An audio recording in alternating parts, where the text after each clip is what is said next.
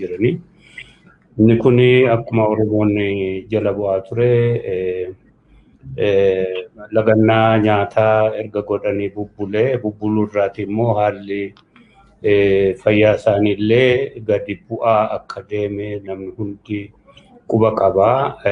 Haalli kun yaaddessaa ta'uu irraati gara sanaatti deemne egaa amma akka ijaan arginetti qaama isaanii baay'ee miidhameera, afaan goggogeera, haasa'uu dirqiidhaan haasa'u darbee immoo fuulli isaaniillee walitti shuntureera. Isaan keessaa Hamzaan baay'ee gurraacha'ee jira. Hamzaan ani beeku sana miti. Baqqalaanis akkasuma isaa shoolibee jira. Jawaar irra yaangar waan ta'eef malee inni afaan isaa goggogee daalachaa'ee haala gaarii keessa hin jiran walumaa galatti hundi isaaniitu. Isa kanatti dhagaa waan turre kun hedduu waan nu yaaddesseef darbee immoo namni hedduun illee kana keessatti yaaddoo isaa ibsataa waan jiruuf isa kana akka hunger strike kana break godhanii yookaan immoo akka lagannaa kana dhaabanii nyaata nyaatanii dhiibbaa irratti gochuu deemne. Akka carraa wal mareenneen deemne jaalleechuu dhufee achi jira. Abbootiin amantii warri achi jiranii isaan kana wajjin akka carraachitti wal argine xabaqooti isaaniillee Butuulii Baayisaa fi Kadir achi jiru. Isaan kanis achitti argine. Warri kun hundi egaa waan dandeenyuun irratti dhiibbaa gochuu yaalle. Haalli isaanii haala gaarii keessa hin jiru qaama isaanii fi walumaa gala waanneen isaanii jechuudha akkuma dhagahaa turre isaanii. Hayyee mee egaa isin waan amma jiru kana gaafattanii gara nyaatallee akka fudhachuu danda'an waan gaafattan yoo jiraate isaan deebii akkamiiti kan isaan kennaa jiran? Walumaa gala inni karaa keenyaa fi walumaa gala hundi keenya abbootii amantiis nutis hundi keenya tokko tokkoon itti himne itti muura darbine dhiibbaa irratti gochuu tattaafanne. Dhiibbaa irratti gochuu keessatti akka haala hubatanii haala dhuguma addunyaa kana irratti beekamaadha. Hunger strike gochuun yeroo dabi tokko nama irratti fi uummata irratti fi waan inni tokko irratti hojjetu karaatti mormii kee fi diddaa kee ibsattu keessaati inni tokko isadha. Haa ta'uuti akkaataatti haala waliigalaa uummata keenya jiruu fi isaanis haala kana keessa seenan irraati. Tokkoffaa waan kana irra deebi'anii ilaalanii akka nyaata kana lagannaa dhaabanii akka nyaata nyaachuu jalqabanitti waan ni goone. Isaan keessaa duruu Dajanee Taafaa arguu hin dandeenye arguu barbaanne bakka biraatti ciisa jedhanii isaa haa ta'u inni dadhabatee gara hakiimaatti akka fuudhaniitti dhageenye gurbaa isa kaanis Shamsuddin ka jedhu isasillee akkasuma fuudhanii deemanitti dhageenye. Amma ka hafanii warra sadan kana ka dubbisne nuti hanga dandeenyu gaatti warra abbootii amantaa irratti sirkatanii manguddummaa isaanii irratti sirkatanii akkasumas immoo beekumsa qaban irratti hirkatanii irratti dhiibbaa gochuu yaalanii nullee akkasuma haa ta'uuti karaa isaanii waan hubadhe gaabbii qabu. Gaabbii fi aarii qabu. Gaabbii fi aariin keessatti qara'ee qabsoo kana namni lakkoofsa guddaan itti wareegamee akka jijjiirama jedhama kana akka fide kanallee tuqanii kana keessatti lakkoofsi dargaggootaa dhumate kana keessa fi jijjiiramichi akkas bifa isaatii fi daandii isaa jijjiirratee ka Oromoo irratti duulu ka lammiilee Oromiyaa irratti duulu ta'uusaa kana gaabbii guddaa fi aarii guddaan dubbatu tokko ka isaan aarsee ka lammataa ka mana hidhaa jiranii lammiileen Oromiyaa lakkoofsi isaanii guddaa duruu bakka biraa ta'anii dhagaanii amma ija isaaniitiin qaama isaaniitiin arganii ka jiraatan ta'u kana ija keenyaan waan keessa hirmaannaa kana keessatti hawwii qabnuun jirran kuni hunda caalaa lammiilee Oromiyaa fi ilma namaa walumaa galaatii fi ilaalcha gaarii qabaatee biyya kanas gara nagaa fi dimokiraasii tasgabbiitti ceessuun itti ture kan deebi'ee uummata irratti duulu lammiilee irratti duulu ta'uusaa kana of keessatti aarii fi xiiqii fi waan ni keessa seenanii kana murteeffatan ta'uu fi kuni murtii isaanii ta'u dhalooti kaan itti fufaa ka jedhudha kan isaan dhiibanii waan dandeenyuun garuu isa kana akka irra deebi'anii ilaalanii ka qabsoo godhan kanas ka isaan kaasan kanas akka waliinuu uummata waliin bifa kamiinuu ta'u socho'uu akka danda'amuu fi jijjiiramicha bifa haaraan fiduu akka danda'amu kana hubachiisuu tattaafanne. Deddeebinee kana sammuu isaanii keessa kaa'uu yaalle aarii fi xiiqiin garuu irraa hin dhaabne. Kana dhageenya isin irraa nuti garuu murtiin keenya kana akka jedhuudhaan irratti waan jedhanii gara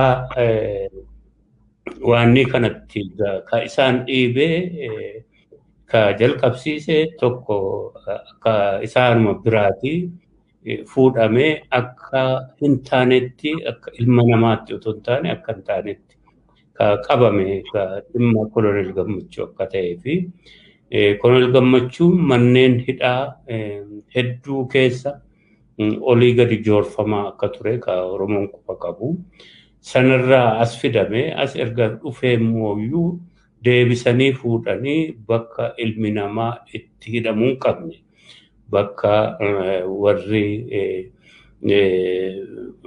wambadummaadhaan yookaan duriyyummaa jedha afaan Amaaraatiin kanaan yakka hojjetanii achi keessatti illee warreebanii qaama isaanii dhiigaa fi madaan waan ta'etti achitti darbuun hidhamee jiraachuu kuni qalbii isaanii akka rukutee fi ta'uu hin qabne qabu kuni jedhanii kana irratti tokko kana ka jalqabanii isaan dhiibe ka lammataa ammoo mana hidhaa sana keessatti ka hidhaa keessa jiranii lakkoofsaanii guddaa kumaan lakkaa'amu ka bakka biraa jirus quba qabu isaan kuni ka qaama isaanii gariin iji miidhamee gariin harki miidhamee gariin miilli miidhamee akkasitti ka keessa jiranii kanaafaa ijaan arganii jiranii kanarraa ammoo kumaataman ka lakkaa'amu lammiilee Oromiyaa isaan kana keessaa ka hiikamu hin jiru kunis waan irratti godhe jechuudha ka sadaffaa kan isaan tuqanii haala kana keessatti haala akkasitti duula guddaan lammiilee Oromiyaa irratti taasifamaa jiru kana keessatti gara filannootti deemamuu ka jedhu aarii keessa kan galchee jiruu fi isaan galchee jiruu fi kana arguu fi dhagahuu ta'anii waan gochuu obsatti dhabu kanadha jechuudha kan isaan addeeffatanii himataa jiran. Hayyee guddaa galatoomaa egaa kanuma irratti dhimmuma filannoo isaanillee hogganoonni mana hiraarsaa keessatti argamanii dhiifama argaman kana mufachuudhaan akka isaan eegalan beekamaadha yeroo garaagaraattis dubbatamaa jira haa ta'uti garuu boordiin filannoolee bilisa akka hin taane kan dubbatamaa jiru isaanumtiyyuu loogii kanarraa bilisa ta'uun isaanii shakkii qabna kan jedhan qaamolee hedduudha kan dubbataa jiru gama kaaniin ammoo yeroo ammaa kana keessatti haala biyyattiin itti hiraarsaa garaagaraa keessatti uummanni Oromollee biyya isaa keessatti kabajamee hin jirre keessa filannoo gaggeessuudhaan milkaa'uun hin danda'ama isa jedhu irratti maal jettu isin? Waan filannoo kanuma haalota waliigalaa Oromiyaa fi lammiilee Oromiyaa irraa gahaa jiru kana wajjin wal qabataadha akka dabsummaa Oromootti yeroo ilaallutti akkuma namni hundi beekuu fi quba qabu irra deddeebineellee dubbanne gaafa dhufneeti ji'a otoo hin gahiin duulli hamaan dargaggoota Oromiyaa jiran kanarratti walumaa gala uummata nagaa irratti duulli hamaan reebicha hidhaa bifa duulaan namuma hidhuudhaaf duulli akka godhamaa jiruttidha akka hubanne nuti. Isa kanarraati gaafasumayyuu jalqabnee himaa turre gara nagaatti deemaan jiru warri carraa argate. Jijjiirama kanaan aangoo siyaasaa harka galfate. Gartuun kun aarii fi haaluu bahuu qaba warra qabsoo godhan irratti, warra dimokiraasii fiduudhaa fi wareegama baasan irratti kabajaa kan hin qabnee fi akkasumas immoo mararfannoo kan hin qabnee fi akkatti isaan nama hidhan kana qabani, mana hidhaatti akkatti qabani, uummata kana Oromiyaa guutuu keessatti akkatti isaan reebani, mana hidhaalee adda addaattii fi concentration camp bakka ilma namaa hidhaa jedhanii kuusan akka Qilixoofaa fi akka Sanqalleefaa fi Xollaayee kanatti uummata guuranii kana yeroo argamu kana ibsaa baane gara nagaa fi filannootti akka nuti deemaa jirre. Haa ta'uuti adda bilisummaa Oromoo jiila tokko qabaa, uummatillee ka hubatu ka 91 fi 92 ABO'n jarjareeti keessaa ba'ee ka jedhutu jira. Darbee gaafa dura seenne sana adda bilisummaa Oromoo addatti ilaalamee jijjiirama kana akka ofitti hin fudhanne falmaadhaan seene galuuyyuu didee mamee ka jedhu qalbii uummataa keessa jira. Sadaffaa uummati akkasuu ta'e jijjiirama kanaatti warra mootummaa jijjiirama fidne jedhan kanaatiif deeggarsa kenna, hawwii nagaa fi dimokiraasii qabu. Haala kana keessatti nu hubachuu hin dandeenye uummati kun malee gaafa sirraatii jalqabee daandii nagaatiin deemuu fi daandii dimokiraasii osoo hin turin karaarraa makee daandii isaarraa jala direeldu ta'e jechuudha. Daandii isaarraatii maqee jira gaafasuma irraatii jalqabee. Erga gaafasiitii ka jiru uummatummaanuu walii galasaa ofiisaa hanga hubatutti yoo ta'e malee gara filannoo fi gara waan itti deemuu hin turre. Nuun immoo akka adda bilisummaa Oromootti boordii filannoo nu galmeessuufu kora keenya nu eeyyamuufu waggaa tokko isa fixe nuti waan itti iyyata ergatti galchineeti jechuudha. Sana gidduutti miidhamni nurra ga'ellee waajjirooti bananii deddeebisanii cufamanillee kuni boordiin filannoo otoo ijisaa argu otoo itti iyyannu waama tokko kan taane tokkotti akkasitti ilaalee xalooma faa poolisiitti barreessee poolisiinuu deebii hanga kennutti ji'ifaa lakkaa'amu kana kanarraati gaafasuu argine waan gara filannootti jarri kun uummata kan geessine. Kana keessatti egaa waan baay'eetu ta'e amma bakka amma geenye kanarraati haasaa gabaabsuudhaaf nuun adda bilisummaa Oromoo fi KFO waajjiroonni Oromiyaa guutuu keessaa cufamuu uummata keenya hunda quba qabaa lammiileen Oromiyaa keessa jiranii kana kan hin dhageenye jiru. Hoogganoonni irra guddaan mana hidhaa keessa akka jiranii fi raarfamaa akka jiranii manni murtiillee gadhiisee akka gadhiifamuu didan kun irra deddeebi'amee dubbatameera. Boordii filannoo kanattis deddeebi'amee barreeffameera dhimmi kun beeksifameera. Ka sadaffaan nagaan tasgabbiin biyyattii guutuu keessatti filannoo bakka mageenye kanarraa filannoo gaggeessisuudhaaf haalli kennataa kan taane boordii filannootti sinumatti himama mootummichi silaatu akka mootummaa wanti jedhamu erga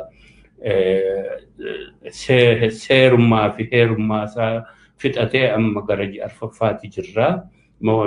Jaafaattu jirra maaliif fulbaana booda mootummaan seera waan hin jiru. Gartuu aangoo humnaan itti fufeeti humnaadhaan duruu humnaan deema erga sana booda immoo seera alaa fi heera jedhamu sana heera fi seera himatu sunu dhumate akkasitti jigartuu aangoo isaa tikfachuu qofaaf irra jiru piipiitu jira jechuudha. Isaan kanattii fi warra international community yookaan hawaasa addunyaa jedhamanii kana deeggarsa maallaqaa fi waan adda addaadhaan duubaan jiranittis talaan barreeffameera bifa adda addaanis hubachiifameera jechuudha. Akkasuu ta'ee akka waa tokko hin jirre tokkotti waan jiru kana hunda gadi xiqqeessanii ilaaluudhaan filannoon akka jiru tokko fakkeessu ta'e malee waan filannoo keessattuu nuuf dhumateera mootummichaa fi mootummaa akka ofiin jedhu gartuu aangoorra jiru kanaa fi boordii filannoo immoo ka neutrality isaa yookaan galaltanyaa isa jedhan sana ofirraa dhiisee waama mootummaa kanaatiif gara sanaatti dhiibbatu isaan kanatu deemsisa jechuudha. Nuun duruu dhiibanii nu hanqisaniiru. Gaafatamni kasaaniiti. Waajjira keenya banuu diduu nuti uf qopheessine kanaaf akka waan hin goone ji'ootan darban kana keessatti waan ni gochuu darbee immoo haala yaaddessaa nageenyaa lammiileen hunditti yaaddahaa jiran otoo arganii waan sana dura dhumatuu qaba jennee iyyinu kana gurrattuu qicachuu diduudhaan waan filannoo walumaa galasaatu nuun dhiibanii sirnuma sana keessaa ijibbaanne ummatis arge guyyaa 5 qofaatu hafte waan kaadhimamaa dhiyeeffachuu jalqabuudhaaf sana isaantu xumure. Akkuma walii galaatti immoo waan hin fakkaannedha kan hojjetaa jiranii ta'uus hin dandeenye haala kana keessa ta'uus hin qabne. Kanarrayyuu darbee mee deemayyuu haa jennu waan isaan goggodhan keessaa waan warra filannoo kana taajjabu warra filannoo kana bulchu yookaan maaneej godhu jedhamanii waan jedhanii isaan gaggeessu jedhanii isaan filanii tokkoffaa waan bal'aa tokko qormaata bal'aa goone maxxansineerra loogiin isaanii ifaaf ifatti akka isaan haaluu hin dandeenyetti achirra jira jechuudha. Waan isaan waanuma gartuu qawweedhaan aangoo qabatee jiru gartuu PP kana aangoo harka seeraa deebisanii seeraa gochuuf deemuutti jiranii. Sunuu lafarratti hojjetama lafarratti hojiirra oolaa jettee wanneetti immoo waan lafarra jiru sun kennataa miti dhugaan kanatu jira. Egaa kana booda isaantu gaafatama isaa fudhataa uummata miti nu miti isaantu gaafatama isaa fudhataa jechuudha. Uummata sun guyyaa 5 keessatti wanti gochuu danda'an tokkollee hin jiru jechuudha. Nagaas jedhamu buusuu hin danda'ani. Nagaan bal'inaan bakka Oromiyaa keessatti isaa ta'u bakka kaanis laayyuu waan himanii miti waan kennataa miti. Kanaaf isa kana isaantu gaafatama isaa fudhata. Dhiibbatanii illee deemanii waan hojiirra oolchuu danda'an miti jechuudha. Hayyee galatoomaa gama biraatiin boordii dhumtii filannoo biyyaalessaa kuni bakkoota waajjiraaleen isaanii jiran illee waajjiraalee dhuma banuu fi akka hin beekne yookiis immoo nu beeksisne waan jedhu kaasanii turan. Waajjiraalee isin jalaa cufamanii jiran kana bakkoota jiran isin akka dhaabaa adda bilisummaa Oromootti waan beeksiftan hin qabdani. Isa kana isaan waan hedduu ololaa fi waan ni maxxansu maaliif kana filatanillee akkasiinuu namni boordii filannoo warra miseensota boordii ta'an kana akkaataatti filamanii fi eenyummaa isaaniirraa shakkii qaba duraanuu. Isa kana bal'isaa deemanii amma ragaa wajjin shakkii fi birdhaa namni qabu kana mirkaneessanii fi jechuudha. Tokko waan yeroo hundumaa murtii isaan fudhatanii waan ni jedhani gar tokkotti ka cillaanfatee gar tokko baabsanii gar tokko obsanii kaan immoo bifa murtii boordii fakkaatuun waan ni fakkaatuun garuu ololaa fi duula irratti gaggeessuutti ta'a jechuudha. Kana keessaa tokko adda bilisummaa Oromooti. Hogganoota kana hunda ragaa wajjin waan manni murtii murteessee fi waan warra abbootiin alangaa himannaa irraa kaasan kana hundatti agarsiifne uuma tokkollee itti hin fakkaatu. Dhanna isaaniirra yaa'ee waa tokkollee jechaaf hin jiran jechuudha. Darbee bakka hedduutti waan isa kaan haa yaalan waan waajjiraa kana waajjirri muummicha adda bilisummaa Oromoo harka isaanii jira akkaataa ittiin itti cufamee fi bifa inni ittiin cufame. Poolisii qawwee qabatee nama tokko lamaa miti units of waan hidhataa kan ijaarama jaarmiyaa poolisaa hidhannoo guutuu hidhannoo ulfaataadhaan akkasitti nutti duule kana isa kana otoo arganii otoo dhagahanii akka waan jirre tokkotti ammallee kana waan jedhanii ragaa fidaa jechuun waan qoosuu fakkaata jechuudha. Akkasuu ta'ee nuti barreessine bakka isaa wajjinidha isaanitti kennine. Isa kana maaliif bifa akkasiitiin lakkee akka nama quba hin qabneetti kana jedhu akka harka isaanii ragaa namoonni xalaan hin jirretti kana jedhu isaantu filate nuti immoo uummataaf ifa gooneerra waan barreessine isaanitti kennine sanaa jechuudha. Maxxansineerra ifa gooneerra isa kana maaliif kana filatanii hin beeku. Kanarra dabalatee waan kora godhachuu tokko xalaa barreessan sanaa fi ibsa isaan baasan suni waliin argatu. Xalaan suni karaa isinii danda'ameen karaa isin fakkaatuun kora godhaa ka jedhudha murtiinsaa. Ka isaan ibsa baasanii maxxansan immoo akka waan uummati keenyaa fi miseensoti keenyaa fi darbee immoo deeggartooti keenya quba hin qabne tokko otoo ta'e ni ta'a. Uummatii fi deeggartoonnii fi miseensota keenya quba qabu haala nuu fi booddii filannoo gidduu haala nuu fi mootummaa gidduu jiru akkaataatti waajjirri keenya qabame. Kora akkaataatti nu hanqisan kora isaan baanan kana sanuu warra kaaniif haqaniiru.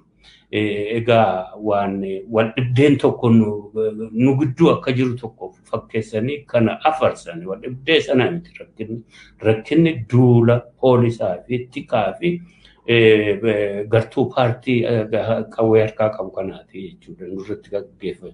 Miseensi keenya kana hin beekne jiru. Kana akka miseensi keenya kana hin beekne ta'u kanaaf akka kora godhatanii murteessineerra kanaaf miseensotii fi deeggartoonni adda bilisummaa Oromoo kana dhiibbaa godhanii akka korri kun ta'u kuni nurratti akka miseensotaa fi deeggartoota nurratti kakaasu olola jechuudha. Malee miseensi keenya otoo hin beeku ta'e nuti hanqannee kana akka goonee fi akka nuti kora kana goonuu nurratti dhiibbaa akka gochuuti kan isaan waamicha godhanii jechuudha.